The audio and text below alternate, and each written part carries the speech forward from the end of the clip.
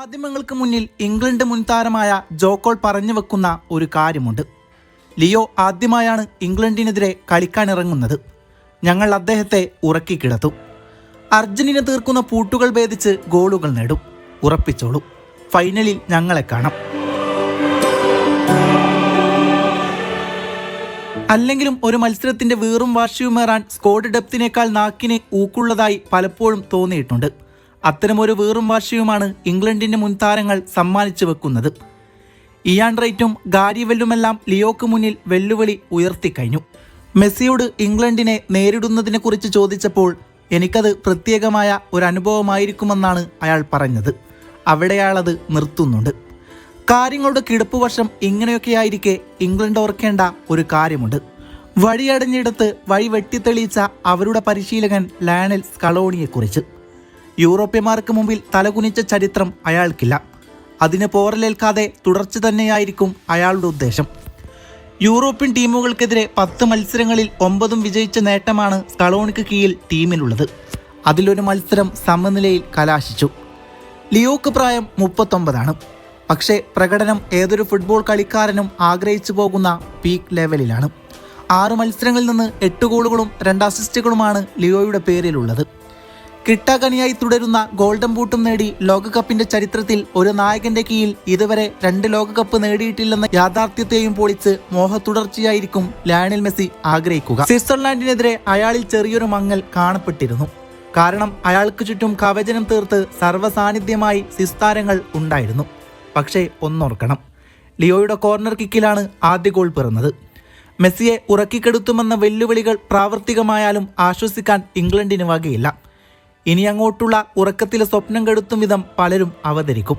അതെല്ലാം സ്വിറ്റ്സർലാൻഡിനെതിരെ ലോകം കണ്ടാസ്വദിച്ചതാണ്.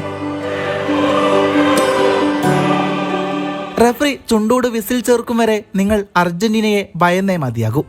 മത്സരം എത്ര നീണ്ടാലും സ്ട്രെങ്ത് കൈവിടാതെ ആൽബി സെലസ്റ്റിയൻ പടക്കോപ്പുകൾ മൈതാനത്ത് അങ്ങനെ ഓടി നടക്കും. എന്നിരുന്നാലും സർവശക്തരായ ഇംഗ്ലണ്ടിനെതിരെ പോരിനിറങ്ങുമ്പോൾ അർജന്റീന തിരുത്തേണ്ടത് പലതുണ്ട്. പ്രത്യേകമായും സ്വിറ്റ്സർലാൻഡിനെതിരെ കണ്ട പോരായ്മയായിരുന്നു റൈറ്റ് ബാക്കിലെ അസാന്നിധ്യം. മുന്നോട്ടുള്ള നീക്കത്തിൽ സജീവമായി കാണപ്പെട്ടെങ്കിലും എതിരാളികളുടെ പെട്ടെന്നുള്ള കൗണ്ടർ അറ്റാക്കിങ്ങിന് തടയിടാൻ പാകത്തിൽ പിറകോട്ടിറങ്ങി വന്ന് പ്രതിരോധം കെട്ടുന്നതിൽ പലപ്പോഴും അയാൾക്ക് പിഴച്ചു. അതിൻ്റെയാവണം ഇംഗ്ലണ്ടിനെതിരെയുള്ള ആദ്യ 11-ൽ മൊളീനക്ക് സ്ഥാനം നഷ്ടപ്പെട്ടേക്കാമെന്ന പല പ്രമുഖരും വിലയിരുത്താൻ കാരണം. മധ്യനിരയിലും ചില പാളിച്ചകൾ വന്നത് സ്കലോണിയെ അസ്വസ്ഥനാക്കുന്നുണ്ട്. പ്രധാനമായും മൂവ്മെന്റിലും ഇന്റൻസിറ്റിയിലുമാണ് പിഴവ് വരുന്നത്. അതിനാൽ തന്നെ മിഡിൽ ഡീപോളിന് പകരം ലോസെൽസോ എത്തിയേക്കണം. പെരേഡസ് ആകട്ടെ മധ്യനിരയിൽ നല്ലതുപോലെ കളിമെനയുന്നുണ്ട്. മാത്രമല്ല, ഇംഗ്ലണ്ടിനെതിരെ ആദ്യ 11-ൽ അത്ലറ്റിക്കോ മാഡ്രിഡ് താരം സിമിയോണി എത്തുമെന്ന വാർത്തകളും പ്രചരിക്കുന്നുണ്ട്. മറ്റൊന്ന്, വേഗത്തിൽ മത്സരം തീർപ്പാക്കാൻ കഴിയുന്നില്ല എന്നത് തന്നെയാണ്.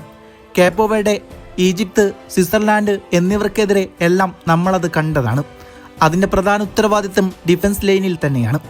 സ്വിറ്റ്സർലാൻഡിനെതിരെ മികച്ച രീതിയിലാണ് പ്രതിരോധം കാണപ്പെട്ടത്.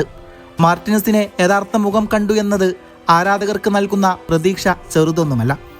ഇത്തരമൊരു സാഹചര്യം ടീമിൽ നിലനിൽക്കെ ഫസ്റ്റ് ട്രാൻസിഷനുമായി എത്തുന്ന ഇംഗ്ലണ്ടിനെതിരെ ചെറുത്തു നിൽക്കാൻ തന്ത്രങ്ങൾ വിതറുക തന്നെ വേണം.